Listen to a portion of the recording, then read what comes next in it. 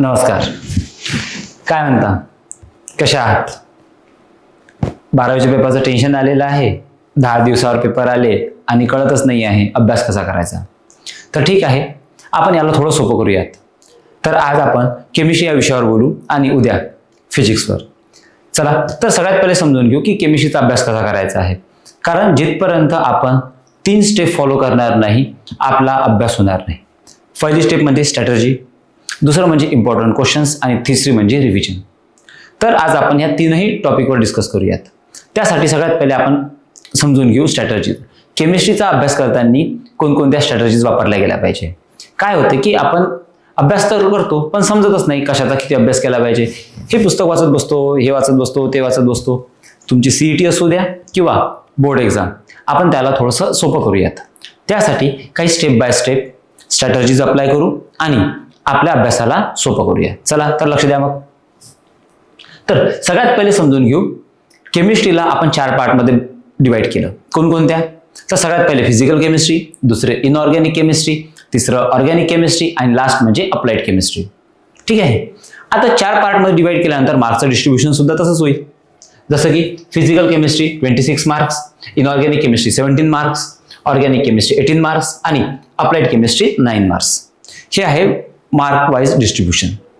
आता असं डिस्ट्रीब्युशन केल्यामुळे काय झालं की आपल्याला अभ्यास करायला सुद्धा सोपं होईल. जसं की 26 मार्क्स 6 लेसन आहेत, 17 मार्क्स 3 लेसन आहेत, 18 मार्क्स 4 लेसन आहेत आणि अप्लाइड केमिस्ट्री 9 मार्क्स 3 लेसन्स आहेत.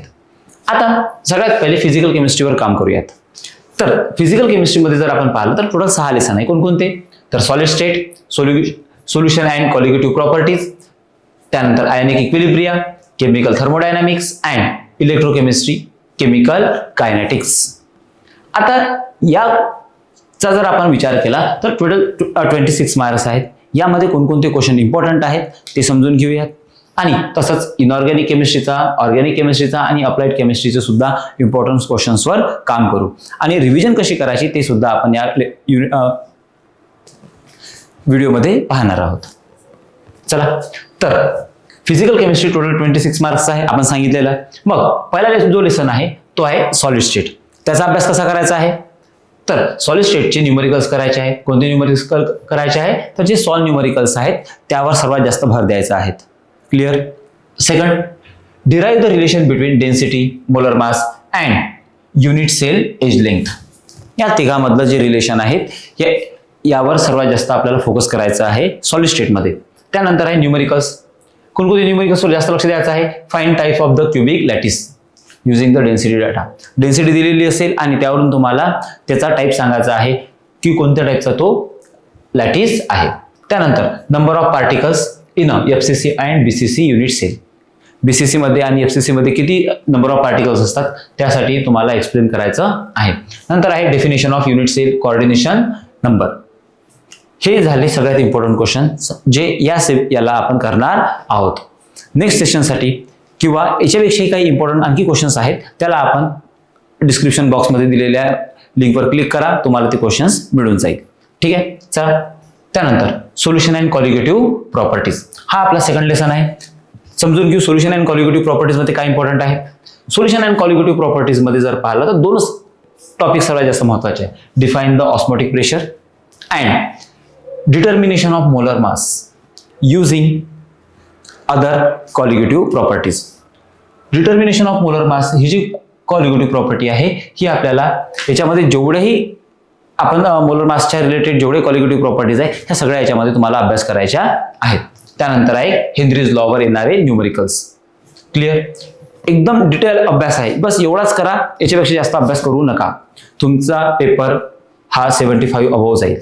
क्लिअर? चला, त्यानंतर आहे आयोनिक इक्विलिब्रिया.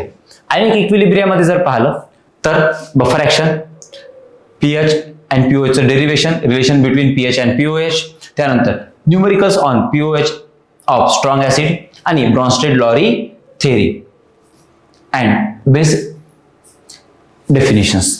ह्या ज्या डेफिनेशन्स आहेत किंवा ब्रॉन्स्टेड-लॉरी थेअरी आहे, अरेनियस थेअरी आहे, लिवाइस थेअरी आहे, या थेअरीज. त्यानंतर pH अँड बेस जे क्वेश्चन्स आहेत ते, त्यानंतर relation between pH and pOH आणि तसंच पीएच आणि पीओचं डेरिव्हेशन, म्हणजे हा सेमच क्वेश्चन आहे, बस वेगवेगळ्या पद्धतीने विचारला गेलेला आहे. त्यानंतर आहे बफर ऍक्शन. क्लिअर. जर तुम्ही एवढा अभ्यास केला तर तुमचा आयोनिक इक्विलिब्रियाचा अभ्यास संपला.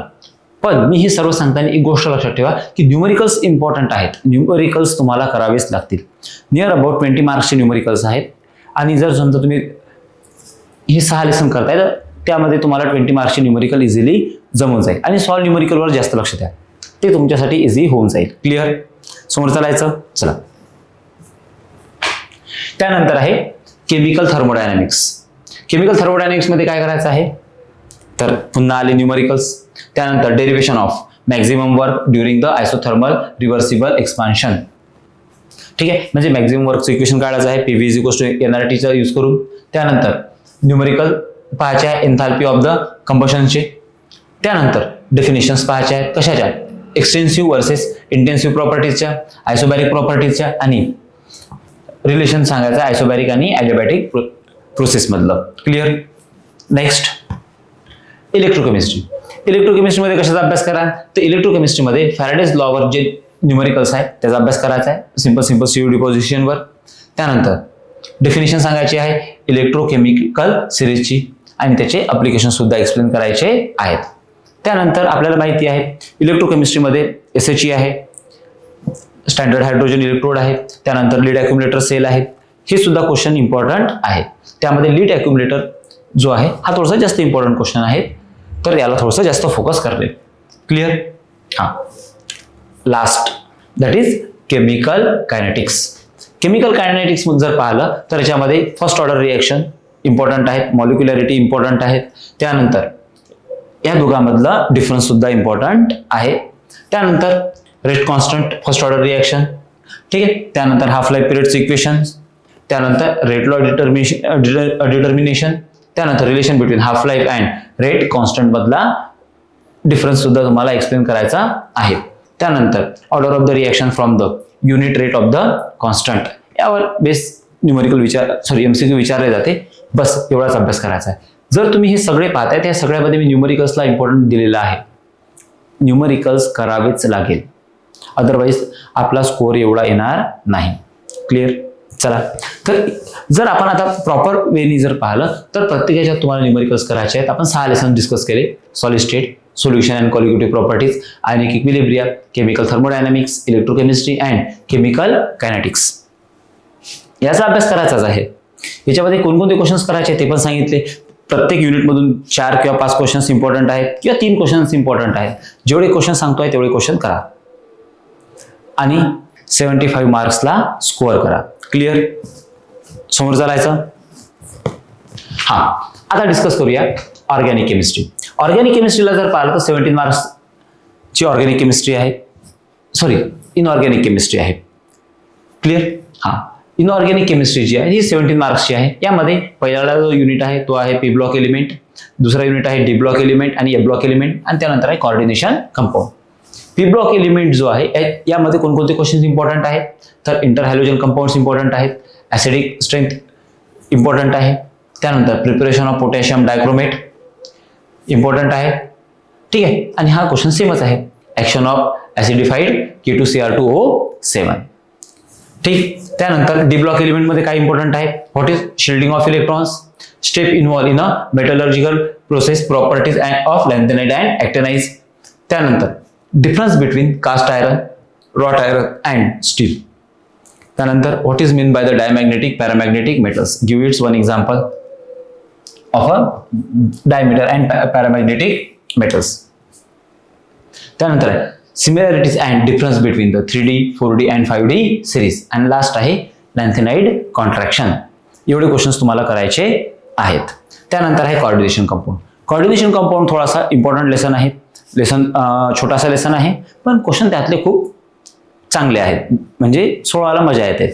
ठीक आहे. चला, तर कोऑर्डिनेशन कंपाऊंड मध्ये काय काय करायचं आहे, व्हेर्नर्स थेरी करायची आहे, त्याचे पॉस्ट्युलेट्स करायचे आहे आणि त्या थेरीला एक्सप्लेन करायचं आहे विथ एक्झाम्पल. त्यानंतर काढायचा आहे effective atomic number that is EAN calculation.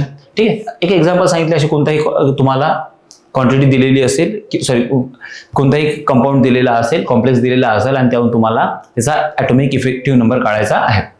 त्यानंतर जॉमेट्री अँड अनपेअर्ड इलेक्ट्रॉन सांगायचे आहेत. कोणतेही केमिकल देऊ शकतात आणि त्याच्यातून तुम्हाला त्याची जॉमेट्री आणि अनपेअर्ड इलेक्ट्रॉन बद्दल एक्सप्लेन करायचं आहे. त्यानंतर आहे 1 मार्क साठी विचारला जाऊ शकते, दॅट इज आयोपेसी नेमिंग. ठीक आहे, एमसीक्यू किंवा शॉर्ट आन्सर साठी. त्यानंतर 2 इम्पॉर्टंट क्वेश्चन आहे, that is VBT valence band theory आणि एमओटी म्हणजेच मॉलिक्युलर ऑर्बिटल थेरी. ठीक आहे, उद्या आपण व्हीबीटी आणि एमओटी वर एकदम शॉर्ट मध्ये समजून घेऊया, कारण आपल्याला त्याची रिव्हिजन सुद्धा करायची आहे. आपण सध्या तर स्ट्रॅटर्जीज पाहिल्या, आता डिस्कस करतो आहे त्याचे इम्पॉर्टंट क्वेश्चन्स आणि उद्यापासून आपण याच्यावर रिव्हिजन स्टार्ट करूया. ठीक आहे, उद्याच्या क्लासमध्ये रिव्हिजन इम्पॉर्टंट असेल यासाठी, कारण प्रत्येक टॉपिकला आपल्याला समजून घ्यावं लागेल, शॉर्टमध्ये त्याच्या नोट्स बनवावं लागेल, जेणेकरून बोर्ड एक्झाम नंतर सीईटी साठी सुद्धा ते आपल्या कमी पडायला हव्यात. क्लिअर? चला नेक्स्ट. नंतर आहे ऑर्गॅनिक केमिस्ट्री. किती मार्क्ससाठी विचारली जाते? तर 18 मार्क्ससाठी. ठीक आहे, ऑर्गॅनिक केमिस्ट्री मधला फर्स्ट लेसन जो आहे तो आहे हॅलोजन डेरिव्हेटिव्ह. हॅलोजन डेरिव्हेटिव्ह मध्ये कोणकोणते क्वेश्चन इम्पॉर्टंट आहे? That is SN2 reaction and SN1 reaction. त्यानंतर Sandmeyer reactions, define laevo dextrorotatory and define laevo and dextrorotatory molecules. त्यानंतर युजेस ऑफ द क्लोरोफॉर्म. त्यानंतर सल्फोनेशन रिएक्शन. त्याच्यानंतर Friedel Crafts reaction and reaction of, हे printing mistake आहे, तर Friedel Crafts reaction आपल्यासाठी important आहे. इथे रूट्स रिएक्शन पाहिजे होती, ते फ्रुट्स रिएक्शन झाले. ठीक आहे, कोणती रिएक्शन पाहिजे आहे? तर लेट मी क्लिअर.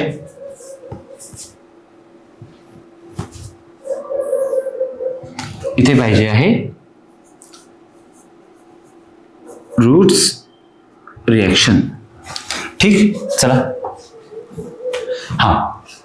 त्यानंतर नेक्स्ट लेसन आहे alcohol and phenol. Alcohol phenol मध्ये काय इम्पॉर्टंट आहे? अल्कोहोल फिनॉल मध्ये इम्पॉर्टंट आहे uses of alcohol, phenol and इथर. त्यानंतर preparation of phenol from cumin. त्यानंतर आहे विल्यमसन सिंथेसिस आणि कोल्बे रिएक्शन. क्लिअर? त्यानंतर aldehyde, ketone and carboxylic acid. यामध्ये काय काय करायचं आहे? रोझेनमुंड रिएक्शन करायची आहे, कॅनिझोलो रिएक्शन करायची आहे, गॅटरमन-कोच रिएक्शन करायची आहे, वुल्फ-रिश्नर रिएक्शन करायची आहे. त्यानंतर कन्व्हर्शन पाहायचं आहे, कशाचं? ऍसिटाल्डिहाइडचं आयसोप्रोपिल अल्कोहोल मध्ये, नायट्राइलचं पाहायचं आहे इथेनॉल मध्ये, आणि सायक्लोहेक्सेनचं पाहायचं आहे ऍडिपिक ऍसिड मध्ये. ही रिएक्शन इम्पॉर्टंट आहे. कोणती? ऍडिपिक ऍसिडची. ह्या रिएक्शनला थोडंसं जास्त फोकस करणे, सायक्लोहेक्सेन पासून ऍडिपिक ऍसिडचं प्रिपरेशन करणे. क्लिअर? चला next part, that is amines. Amines important part आहे. ठीक आहे, मी माझ्या क्लासमधल्या काही मुलांना अमाइन्स स्किप करायला लावला, कारण की काही फरक पडत नाही एक लेसन जर तुम्ही स्किप करत आहे, कारण की बाकीच्या याच्यावर तुमचे तेवढे मार्क्स कव्हर होऊन जातात. ठीक आहे, चला. यामध्ये काय इम्पॉर्टंट आहे? तर यामध्ये इम्पॉर्टंट आहे Hansberg test for the amines and explain how it is distinguished between the primary, secondary and tertiary amine. त्यानंतर basicity order of the amines with its reason why amines are basic in nature. दोन्ही question सेमच आहेत. त्यानंतर आहे compare the basicity using pKb. त्यानंतर आहे action of silver nitrate, alcoholic NaOH and Mg म्हणजेच काय? ड्राय इथर. ही जी रिएक्शन आहे आपली फेवरेट रिएक्शन आहे, जसं की ग्रिग्नार्ड रिएजंट. क्लिअर? चला समोर जाऊयात. त्यानंतर ते the last part, that is applied chemistry. किती मार्क्ससाठी आहे? 9 मार्क्ससाठी. प्रत्येक लेसन 3 मार्क्सचा आहे. ठीक आहे, मग प्रत्येक लेसन जर 3 मार्क्स आहे तर पहिल्या लेसन मध्ये काय काय इम्पॉर्टंट आहेत? तर पहिला लेसन जो येतो तो येतो बायोमॉलिक्युल्स. बायोमॉलिक्युल्स मध्ये आपल्याला करावं लागते क्लासिफिकेशन ऑफ प्रोटीन. त्यानंतर ग्लायकोसिडिक लिंकेज इन लॅक्टोज. त्यानंतर एमसीक्यू फ्रॉम कार्बोहायड्रेट्स वर एखादा एमसीक्यू वगैरे विचारला जाऊ शकतो. त्यानंतर explain the structure of protein and classification. त्यानंतर आहे what are the glycosides linkage. Same questions आहेत, क्वेश्चन रिपीटेड आहेत, याचा अर्थ ते क्वेश्चनला जास्त इम्पॉर्टंट आहे. Explain with the example. Clear? Next, that is polymers. Polymer मध्ये काय करायचं आहे? पॉलिमर्स मध्ये पाहायचं आहे मोनोमर्स. कशाचे मोनोमर? ठीक आहे, आणि स्ट्रक्चर नायलॉन 6, नॅचरल रबर आणि टेफ्लॉन. क्लिअर? नंतर प्रिपरेशन ऑफ पॉलीॲक्रिलोनायट्राइल, याचं प्रिपरेशन हां, त्यानंतर define the addition and condensation of polymerise with 2 example each. त्यानंतर write the monomers and structure of the nylon 66, Teflon and natural rubber. हा question same repeat आहे पण वेगवेगळ्या पद्धतीने विचारलेला आहे. Clear. Last green chemistry. Green केमिस्ट्रीमध्ये आणि नॅनो केमिस्ट्रीमध्ये काय इम्पॉर्टंट आहे? Define the nano material and nano science, sol gel process, application of removal of E coli. त्यानंतर define the nano materials and explain the sol gel process with one application. How do the silver nano particles act as a antimicrobial agents. Clear.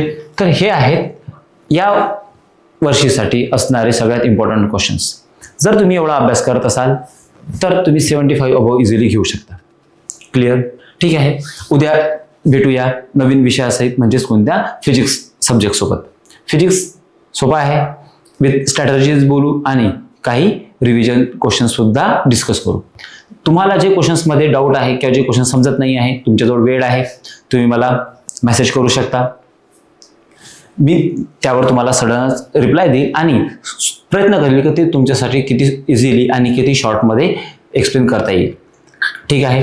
चला, आजच्यासाठी एवढंच. धन्यवाद.